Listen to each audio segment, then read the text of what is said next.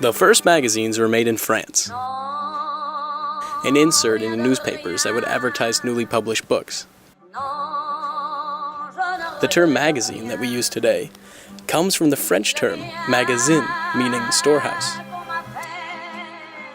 Magazines were very popular in large cities. London had many of the first new emerging magazines. They would be published and bought by the public, hand over foot. The first magazines were The Review, The Tatler, and The Spectator in 1704. These magazines published works of poetry, short stories, fiction, and parts of novels, many of them written by women.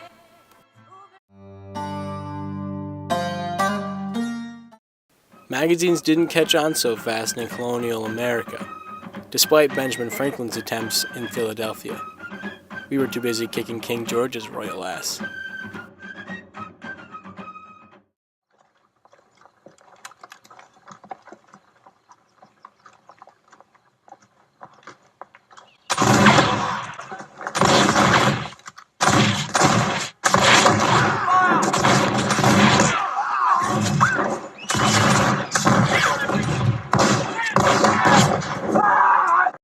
Magazines weren't really a top priority.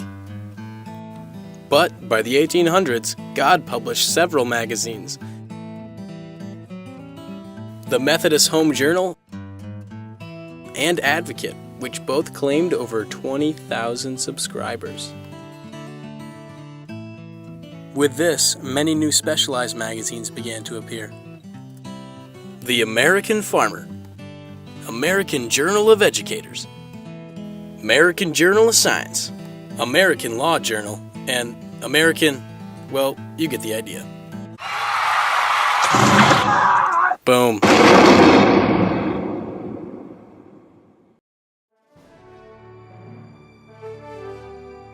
With the explosion of industry, citizens now had jobs, and magazines could be produced at a much faster rate. With so many people reading magazines, there was a lot of competition for advertising space. Some spots would go for over $2,000. This sparked the first women's magazine, the Ladies' Home Journal. Companies now had to compete for readers. Some magazines had to resort to yellow journalism.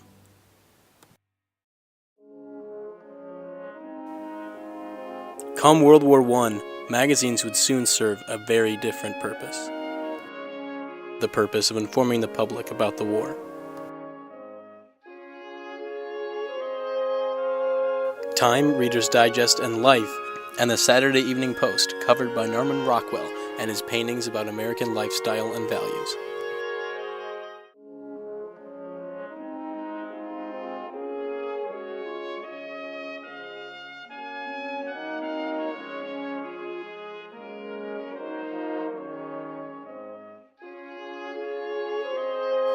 Time magazine published weekly articles about historical figures and events of the war. Life magazine used pictures and photographs to show the emotional side of the events overseas and at home.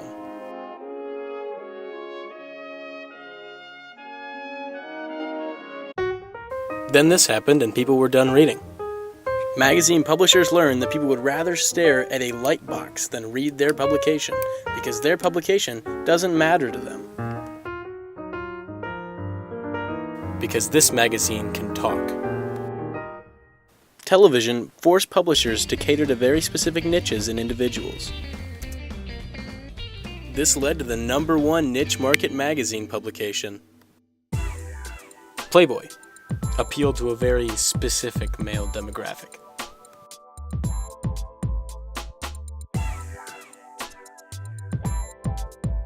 It wasn't just the men.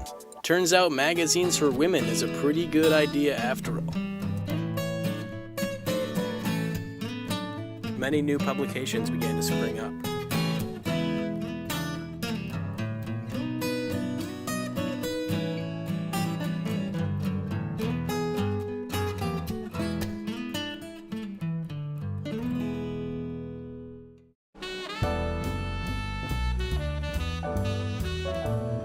Now there were kinds of magazines for everyone. Magazines for sports people, Magazines for music people. Magazines for bird people. Magazines for old people. Magazines for city people. Magazines for African American people.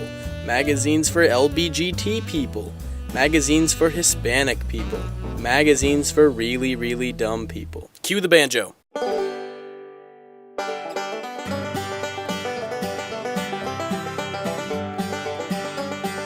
Now you can access your magazines on the World Wide Web.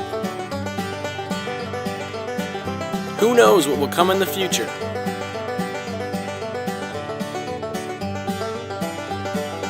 Magazines are still produced to this day.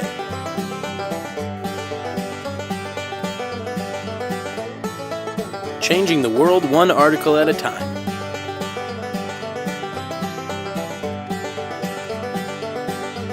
Look at them go, making those magazines.